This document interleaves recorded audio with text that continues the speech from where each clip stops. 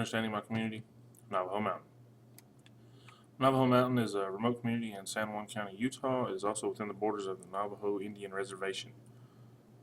This area has been settled by many different Native American groups, mostly Navajo and Paiute, and some Hopis.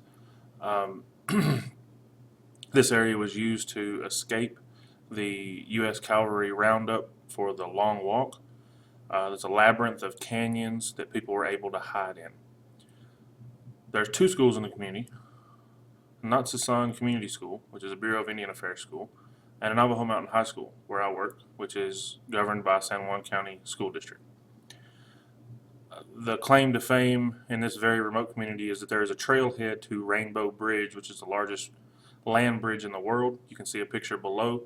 The trailhead begins somewhere in the valley back not far from our school, but it's 20-mile hike in. Most people just go to Lake Powell and Page and boat in and then hike in a couple miles. Our community is very remote, 35 miles to the nearest gas station, 90 miles to the nearest town. It's very small with less than 400 residents. The religion in the area is Christian. There's some LDS influence. Of course, we're in Utah, so that is always kind of a given. And the Native American practices that they might use for religious purposes or ceremonies. 30% of the residents don't have running water or electricity. Needless to say, most people don't have TVs or computers in their home. A lot of times people go out of the community for any of their entertainment. 97% Native American, 3% white, Caucasian, other, however you want to call it. The dwellings that people live in around here are unique. The ground doesn't allow you to build a foundation. So their homes are either mobile homes, modular homes, or the traditional Navajo homes that you can see in the right-hand corner, upper right-hand corner. That's called a hogan. But you still see some of those around, and some people do live in those.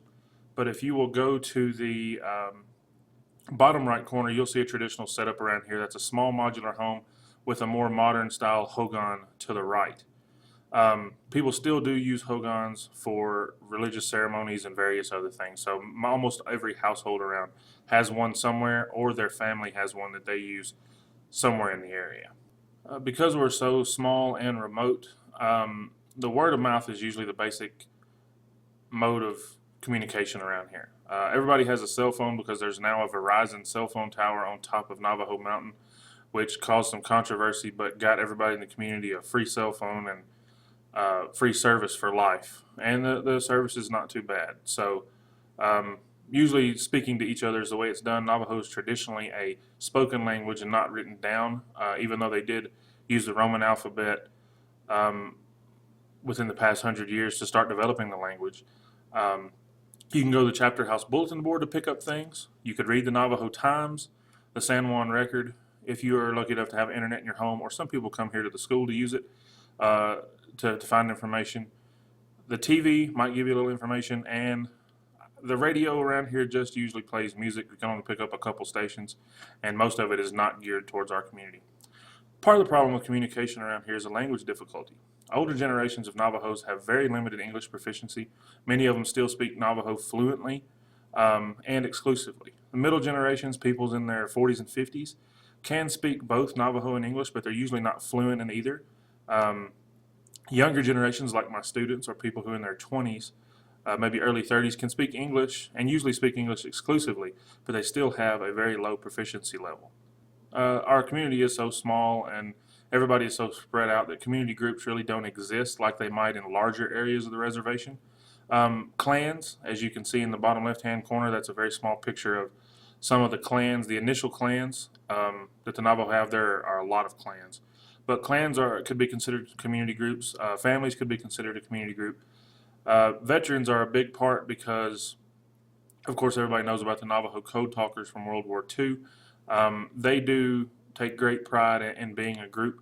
And a lot of people around here are welders, and they're part of the Boilermakers. And I've seen those stickers on their cars and stuff, and I know that they kind of have a group going on. I'm not sure how they help the school, and I haven't seen any evidence of any of these groups helping the school whatsoever. So the influencing agents of leadership in our area are family groups, which break down into clans. The chapter officials, who are the local government, kind of like a mayor, but don't have as much say as maybe a mayor would. The Navajo Nation Council representative, or kind of be like a state representative, they do a pretty good job of representing our community as well as other small communities in the area. And then school officials have a great deal of say when it comes towards education. But the biggest thing here are the clans. The clans really have a lot of say. Some of them have more pull than others. And where you fall in the clan group and how powerful your clan group is could mean that your group has a lot more say in the way things go.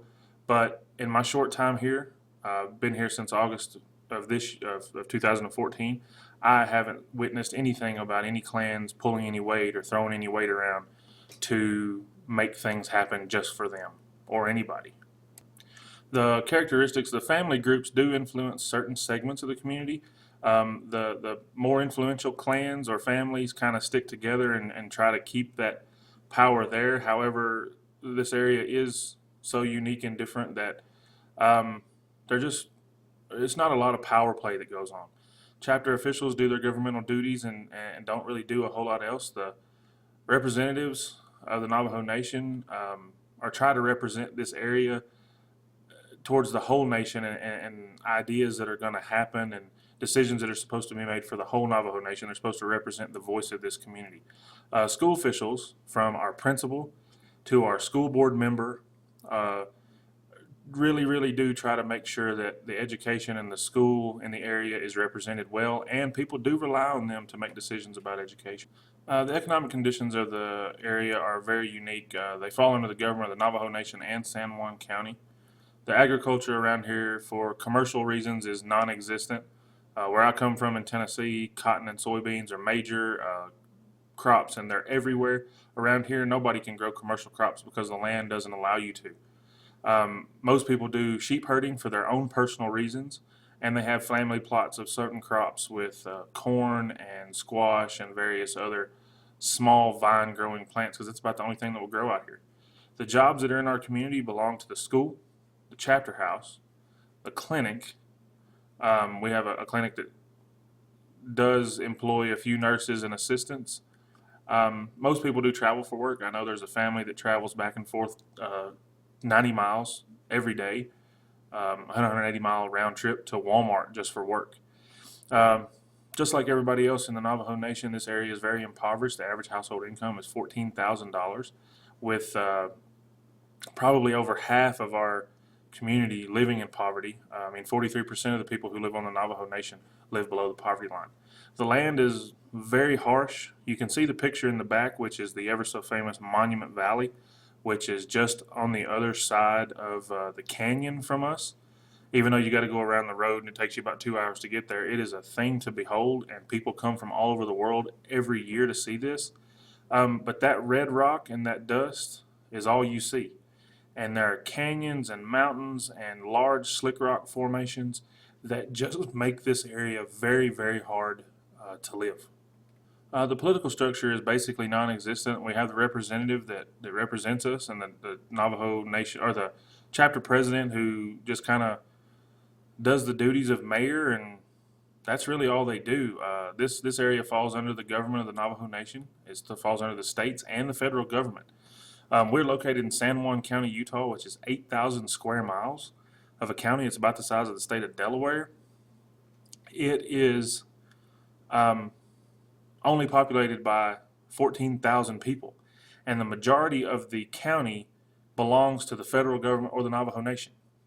So that means that taxes aren't collected on income tax or property tax or anything the traditional way that many school systems are funded in the United States.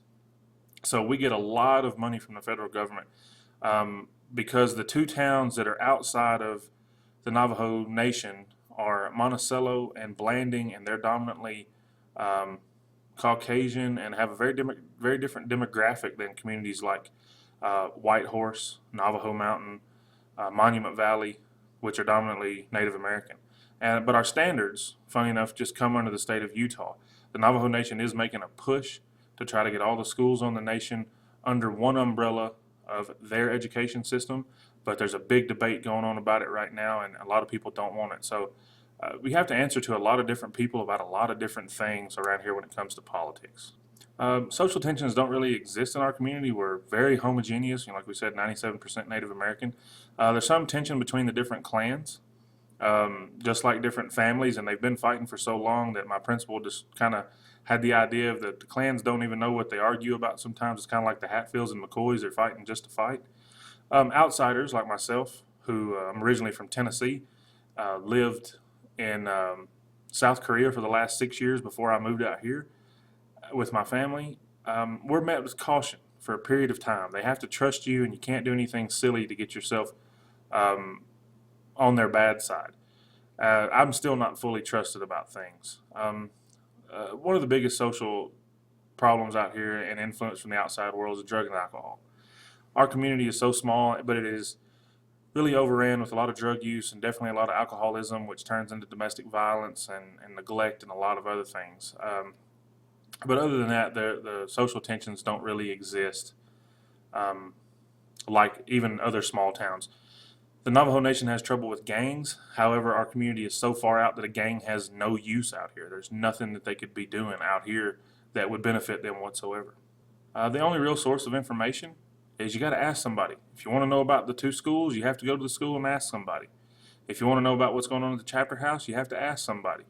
If you want to know about the Navajo people, you have to ask somebody, or go find a textbook, and they're kind of tough to find. Or you have to go to a university and ask questions. There is no local newspaper. There is no local social media outlets. Can't use Facebook because most people don't have a computer. Again, it's word of mouth. That's how you get around. This is how things come about. It's a very unique and can be very isolating at times community for communication. The power structures, the clans, are an intricate structure of clans that tie everybody together. You can see a diagram to the right of just a brief breakdown of the kinship and how the clans work, but it gets more intricate than that, and everybody's kind of tied to everybody some way or another. They share clans. Sometimes they share multiple clans. The power, as far as political parts go and all those things, is over 3 hours away in Monticello, where the county seat of San Juan is, and a lot of these people around here don't really care to pay attention to that because they see themselves as part of the Navajo Nation and not necessarily always part of San Juan, Utah. I mean, 90% of the license plates you see around here are for the state of Arizona, even though we live in Utah. Multicultural issues that happen out here. The major issue is the educational expectations of the community. You can see in the picture in the bottom left, the young man that was changed a great deal by going into the Anglo education system. But you can see to the right that young ladies have the cultural diffusion of wearing the traditional cap and gown, but they wear their traditional Navajo dresses and jewelry. There really is a different expectation here. The Navajo don't learn the same way as Caucasians or Asians or African Americans, and they score lower on standardized tests than anybody. And that's really an issue because these kids suffer a great deal because they're forced into learning the Anglo way. Health is another issue coming from multicultural problems. The American diet is absolutely destroying the Native American people. Diabetes is rampant on this reservation, and it affects generations from now until something really, really changes. The public opinion, if you want to give your opinion to the principal or anybody else, you need to go do it face to face. Other than that, it's not going to get done. If they don't like your answer, they might go directly over your head and go to the school board. Surveys, they really aren't sent out. They're just basically sent to, or they're basically just taken at parent-teacher conferences. And again, everything's done face to face, and the principal tries to make note of everything and give everybody that information. As far as the standards go, I think standard number 6, my principal does really well. He does a really good job. He's only been a principal for 2 years, but he's worked with Native American students for 22 years, been a principal for 2 now. He is really an advocate for stakeholders and pushing what the community here and the people want, and he tries to make his voice heard in the district office. Standard 4 is something he also does very well. He does collaborate with the faculty. I'm a new guy, and he asks my opinion all the time. And he tries and tries and tries to get the community needs and community interest into working order so this school can benefit and the people in this community can benefit from the school being out here. Again, we're a very unique community. If you have any more questions, I'd be glad to answer them. I hope this presentation gives you a little more information on our unique communities around the United States. Thank you very much.